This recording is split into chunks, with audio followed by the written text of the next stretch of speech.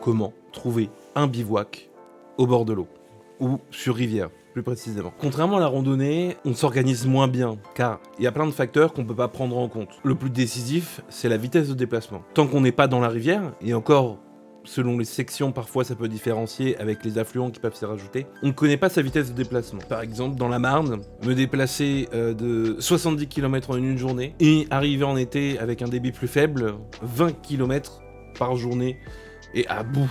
Vraiment. Donc, on peut pas s'organiser comme ça. On aurait envie de s'organiser comme ça, de prévoir un petit peu, pourquoi pas, de sélectionner des points, on va dire, stratégiquement, qui peuvent paraître intéressants au niveau satellite. Mais déjà, voilà, ces points satellites ne sont pas sûrs, pas fiables. Ça a été pris dans un instant dans le temps. Il y a des points qui peuvent être... Il y a certaines choses qui ne peuvent ne pas avoir disparu, on va dire, en août, juin, et si la capture a été prise en février, ce sera pas du tout le même terrain, parfois. Voici comment je procède en général. Ma journée, elle va se composer de 8 à maximum 10 heures de canoë. Je me lève assez tôt, ça permet de faire un maximum de distance. 2 heures avant le coucher du soleil, je commence par repérer. Je commence à me donner une zone, une impression du terrain.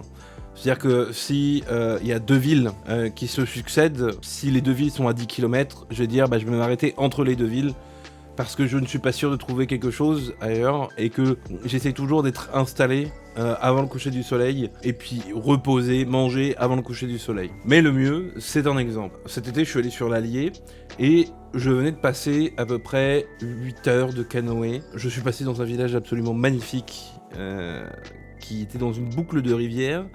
Et là, je me suis dit, ok, il va être l'heure de s'arrêter. Où je m'arrête? Je regarde, en plus là, le terrain, c'est des gorges. Mais par contre, il y a une récurrence. Le coin participe pas mal au bivouac. Potentiellement, je sais que je vais pouvoir m'arrêter à un moment. En plus, il y a un petit méandre. Il y a un petit méandre un peu plus loin.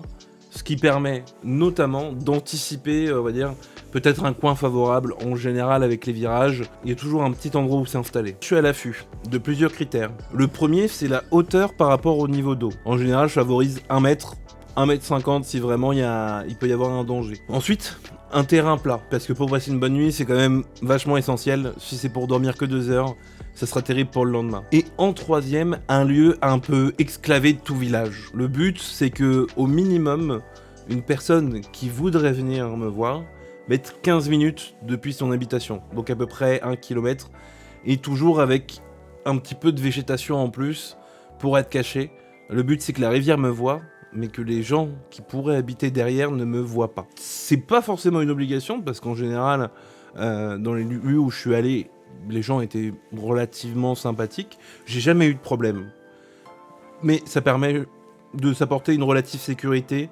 Si les gens ne nous voient pas, ils n'ont pas envie de nous virer, ils n'ont pas envie de venir nous embêter. C'est un indice aussi pour passer une meilleure nuit. Il y a aussi un critère que j'apprécie, mais là qui n'est pas obligatoire.